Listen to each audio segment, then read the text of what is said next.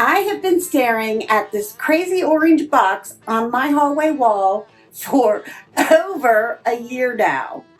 Today, it finally comes down.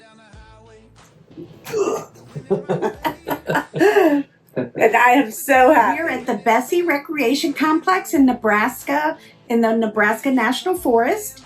I'm Lori, that's Kenny, and somewhere is Barb, the traveling grandma. And we've been full-time now for almost 2 years in our 2019 Jayco Talon Toy Hauler 403T. We don't sugarcoat this lifestyle or what things cost. $10 a night. That's what we paid to camp here. It's a beautiful National Forest campground, and with the America the Beautiful Pass, it's normally $20, but the pass cuts that in half to make it only $10 a night. And it has UTV Trails. You can ride straight from the campground. That's rare. That's the kind of thing we chase. But this place came with a few extra surprises, and one of them was finally getting that orange box off my wall. Make sure you stay tuned to the end because Kenny is going to share an RV tip or hack that he absolutely loves. The trails themselves are great, packed dirt, well marked, right from the campground. You don't have to trailer anything anywhere, you just go. But the mountains out here are all burned. As far as you can see, miles of it. We still don't know if it was a controlled burn or a forest fire. Nobody we asked seemed to know for sure either way. What we do know is it's striking. This whole landscape, black and bare. And right in the middle of it, a campground that's still green, still alive, and still $10 a night. Don't forget to stay to the end for a bonus RV hack that Kenny loves. All right, this is the thing I mentioned. This orange box was our solar charge controller, a Chinese MPPT, bright orange, no instructions, not a single page of documentation. I tried to save money and found it on Amazon for like, I don't know, $180. It worked just well enough, and it hung right here in our hallway for over a year. Every day I walked past it. Every day it bothered me. But replacing it meant rewiring things and spending a lot more money on a new one. And as long as it technically worked, we left it. The problem was we had no idea how much solar we were bringing in and whether our battery bank was full or how long it would last. Kenny finally said enough. He took it out and installed a Victron MPPT and a larger smart shunt that we got from eTrailer for a total of $706.65. Installed those down in the basement where it belongs. Clean, professional, accessible, but out of sight. And I got my hallway back. Here's the part I want to be clear about, because we don't sugarcoat it. That Chinese controller worked. It charged the batteries, it kept the lights on most of the time, but we never really trusted it. There's no manual, no support, no way to troubleshoot if something went wrong.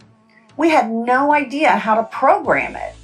The Victron, we can see exactly what's happening, it's reliable, and it's not in my hallway. Rolling down the highway, the wind in my face. The temperatures here are just about perfect. Cool enough in the mornings for a jacket, warm in the afternoons, the kind of weather that makes you want to sit outside and do absolutely nothing. So we did. After me being sick for weeks and after that casino disaster in Oklahoma, sitting here with a drink, looking at burned mountains and a green campground, feeling like we finally got something right. That was enough. But here's the real part. As nice as this campground is, you're sitting in the middle of destruction. You ride your UTV through a forest that's been burned to the ground. You sit in your camp chair and you look around and have no idea there is so much destruction right behind you. And you think, well, oh well, things grow back. They always do. In the heart of the night, our spirits thrive. With every road we take, a new song to sing. In this RV of ours, we're kings and queens. Hit the open road, turn up the sound. Get them front lights on that camper. I haven't had that one very long. Anyway, it's just a beautiful night. 75 degrees, slight breeze. That buggy shined up, but you can't see it. What we got in the morning? There's Starlink. Since Elon launched those satellites several weeks ago, the thing sticks straight up in the air. It works fine, no big deal. Anyway, it's a real quiet campground. There's, I don't know, 60 some miles of trails back here for riding. And there's some boating. We're not going to do that. I got a lot of maintenance I'm doing on the camper right now. Got some stuff I got to do on the truck. There's our little boat. There's the camper. There's Barb. We had a cold camp because it's 75 degrees and we don't want to heat it up. Went up and scorched firewood up on the hill yesterday.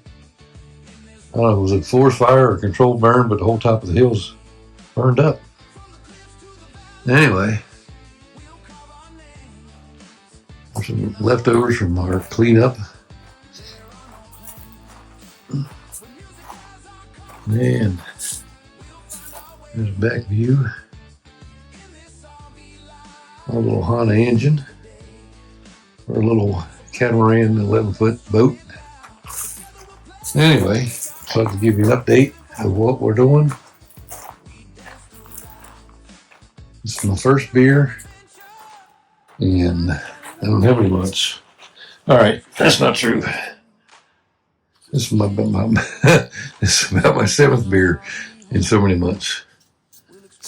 Anyway, talk to you later. As we were leaving, we had a train crossing. We had to sit there, wait, just watch the cars roll by. It's funny how a train makes you stop and appreciate exactly where you are. We are the RV adventure seekers, living the dream. Under the vast sky, nothing's as it seems. Rocking the highway, just you and me. In this rolling home, forever wild and free. Campfires are glowing, stories come alive. In the heart of the night, our spirits thrive. With every road we take, a new song to sing. In this RV of ours, we're kings and queens. Hit the open road, turn up the sound. With good vibes only, we're adventure bound. The engine's purring like a lion's roar. Every stop we take, we gotta explore. We are the RV adventure seekers, living the dream. Under the vast sky, nothing's as it seems. Rocking the highway, just you and me. In this rolling home, forever wild and free. Together on the stars. Now here's the hack you've been waiting for. All you guys that are bending these sharp corners, buy yourself, it's like a door edge guard. It's metal with rubber. It conforms and bend very easily. Let's get it started. I can't see. There we go. You just start it down there and work its way up.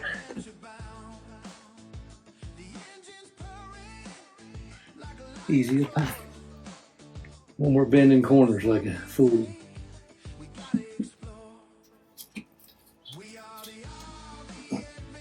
Yeah, let's party. Hey, yeah. This camper came with it, but it's starting to deteriorate. Here, let me see. But I bought this on Amazon. Comes in different widths here, opening. I think it's like, I don't know, 3/16. I'm not sure what it is, but it fits perfect on the sheet metal. So all the bare edges that are catching you when you're like this one here, come around here. That one there always caught me when I'm dumping. Look at that nice round, smooth corner. There's certain skin saver. So that's the tip of the day. That orange box. I walk past it every single day. It worked just well enough. It wasn't broken. It was just not right. But replacing it meant work. It meant rewiring. It meant Kenny spending an afternoon in the basement. So we left it month after month. I think that's true of a lot of things in life. You live with something that's just good enough because changing it is hard. It's not broken. It's just not right. So you leave it on the wall. You walk past it every day.